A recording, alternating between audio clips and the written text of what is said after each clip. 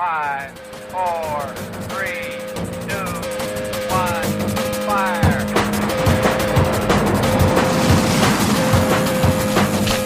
The only thing we have to fear is fear. Mile 18. This is Endurance Nation. Are you tired of just losing your fitness every year? Of getting out there on the open road come springtime and everyone else is still faster than you and you're not making progress? We understand. We created the Outseason program just for you. It's a 14-week protocol for triathletes and gravel cyclists with an opportunity to lock in through your Zwift workouts and focused training to unlock your potential by targeting functional threshold and high VO2 workouts with some endurance on the weekends. We build your fast before you're far. So by the time you get to the spring, you can turn down the fast and start adding some volume when the weather gets nice and unleash your endurance potential. Stop following the same program and hoping you get different results. Head over to endurancenation.us/outseason to get our 14-week program for one low price now.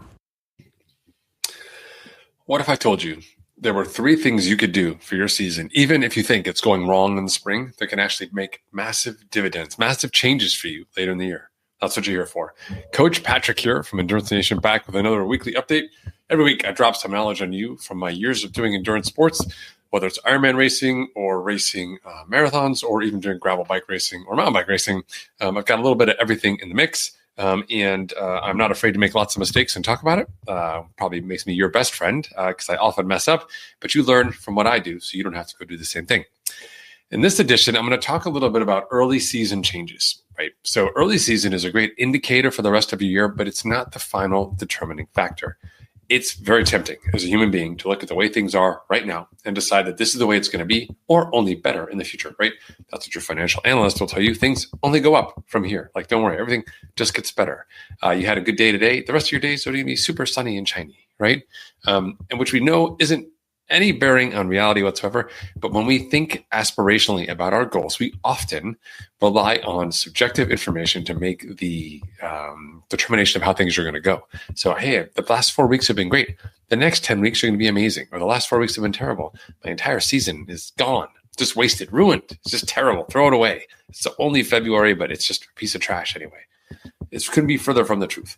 Over 20 years of endurance coaching, I myself, and have seen other athletes as well, have really subpar springs and have fantastic seasons, have fantastic springs and have terrible seasons. There's very little correlation. However, there are a couple of key things you can do to modify how your season is going to get better results out of them. And here they are for you. All right, so you ready? Number one favorite thing I like to have people do, particularly those who are having a relatively good winter training into spring season, is to actually pick an early season race. Like, I'm not saying go out and find a winter triathlon or something like that, or like an ice race for your gravel bike.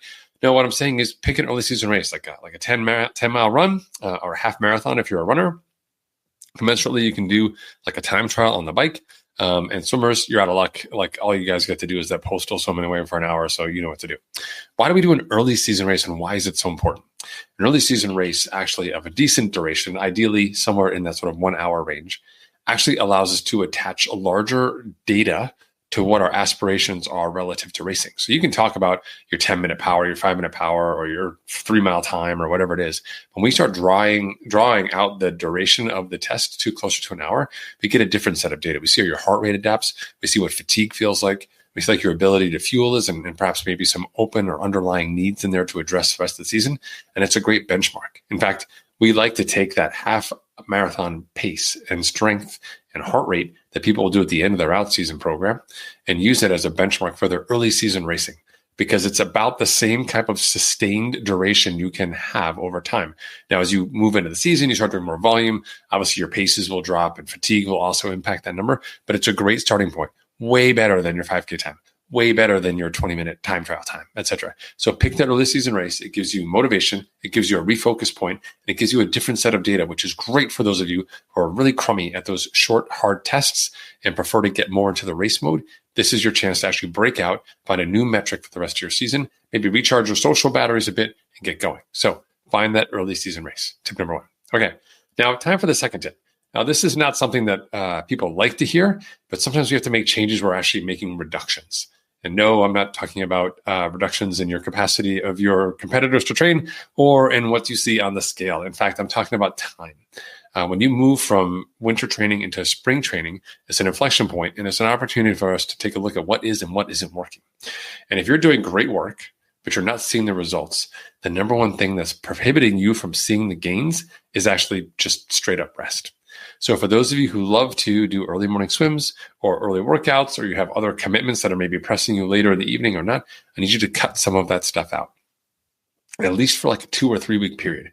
Because we need to see if it really is, in fact, a big differentiator for you as you're going to go through the rest of your year to be successful. Listen, I know that everybody wants to hit all the workouts, right? Success is all the workouts, missing nothing. But actually, that couldn't be further from the truth. Doing all the workouts, but doing half of them in a really crummy way and not absorbing the work from the other half is just a huge pile of carb. Like, I don't want that. I don't want any of that at all. So neither do you. So cut out, if you're doing those early morning swims and really pushing yourself to masters, getting up at like 4:30 to get to the pool by 5:15, so you can be out by 6:15, so you can get an hour already in the shower and then an hour to work, and it's taking like 4 hours out of your morning for that 1 hour swim. Just drop it for 2 or 3 weeks. It's going to be a total like 4, maybe 6 swim sessions out of your entire year when you're going to do 60 of them.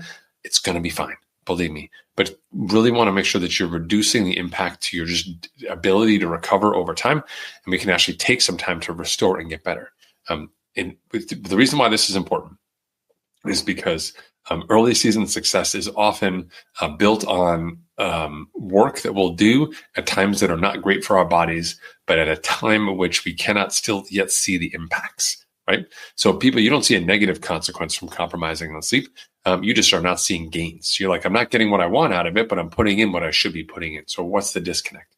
What's going to happen over time if you continue the pattern you're on is that not only are you not seeing the gains that you want to get, but you're actually unable to even put in the regular work. Like, your capacity to do work will diminish, and you start noticing other parts of your life, whether it's like social, emotional, like how nice you are to other people, or work-related items that are normally just sort of like everyday items, but you're stressing out more about things that are normal.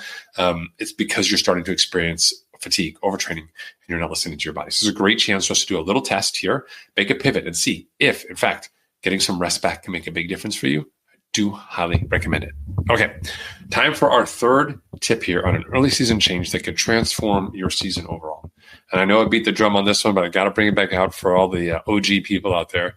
It's getting some volume in, just getting some good old volume. And now, most coaches will tell you that your volume should increase 10% every week, and that you should start off at week 0. And by the time you're at week 40, you're doing like 4,000% more. And remember, number just always goes up to the right? It's just so simple, so easy. You just never stop training, never get tired, never really go to work anymore, never stop eating. Everything's going to be fine, right? It's a joke. So instead, what we think about in Endurance Nation is strategic injections of volume into your year.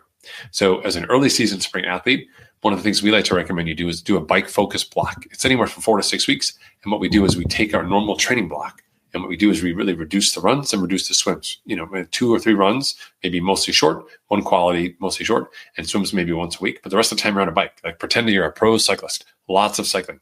All that cycling time is going to build fluency on the bike, competency, positional fitness, skills for handling, etc. Just better overall awareness on the bike. Just really amp up your fitness and also amp up your skill set as well to get ready. Otherwise, if you don't have the time to put in sort of a block like that because you don't have enough space in your season, you can plan on doing either a big weekend, like a 3-day weekend, or a bigger week where you spend most of the day, most of the days on the bike, like maybe 2 hours a day, average 12 hours, which is a lot of time on the bike, but really moves your fitness needle up in a way that a non-weight bearing exercise like cycling can really do to complement the higher intensity, shorter work that we've done. You can do essentially what you've been doing in a week for duration in the winter and do it in 3 days right now in the spring. That's a great stepping stone. Eventually, we're going to get you to the place where you're going to do all of that volume in a single day when you get to your big race, right? So we can't expect you to do a 14-hour unbound gravel race if you haven't been able to do 14 hours in 2 days. We can't expect 14 hours in 2 days if you haven't been able to do 14 hours in 3 days. We can't expect 14 hours in 3 days if you haven't done 14 hours in like 7 days. These are macro stepping stones that we work towards to make sure that you can handle the load and be able to not only survive the events that you're getting into, but find progress across these key stepping stones. And spring is a perfect time to bring a little volume into the mix. Now, if you're fortunate enough to be able to get away to do some of this volume, amazing. If you can't, like me, that's fine. You can use your trainer. You can be strategic. It doesn't have to all be on the bike. You can do some running outside. You can do cross training on the elliptical. You can do some running if you need to, weight vest walking, whatever it is that you want to get into.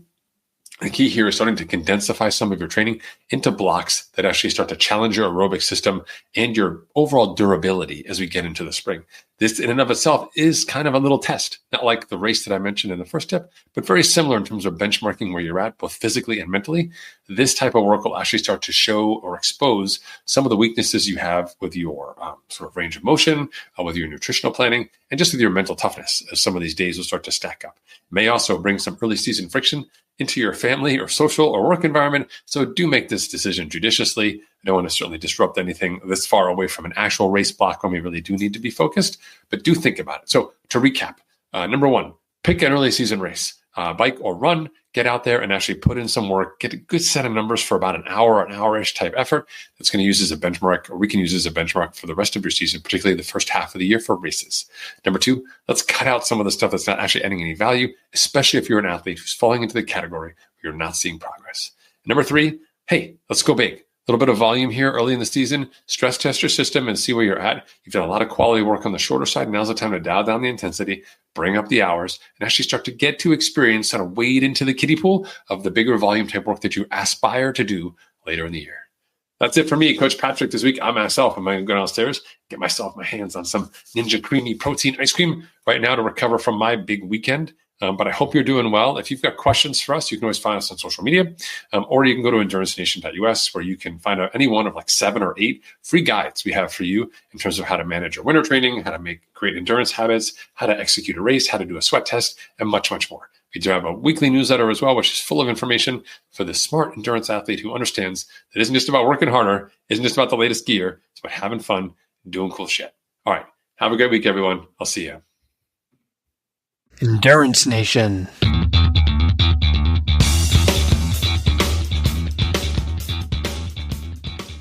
Hey, podcast fans. I know you love the podcast because here you are, you're listening to it and you're still listening to me talk right now. Did you know you can get content just like this in your inbox once a month? We send out a great newsletter. We call it, guess what? The Unfair Advantage. That's right. It's our information to you, something that separates you from the competition. If they're not here, then they don't know. But if you are here, then now you do. Zero excuses. If you go check us out online at endurancenation.us/newsletter, it's your opportunity to enter your email address, sign up for these updates. They come once a month, sometimes twice a month, depending on my race schedule. And it's your chance to get insider information that's going to help you become a better, smarter athlete. Don't miss out on this chance to get ahead of the competition. It doesn't cost you any money, and it's not a ton of work. It's just your email address. That's endurancenation.us/newsletter. For more information about Endurance Nation, visit us online at endurancenation.us. The provided music is from the Podshow Podsafe Music Network. Check it out at music.podshow.com.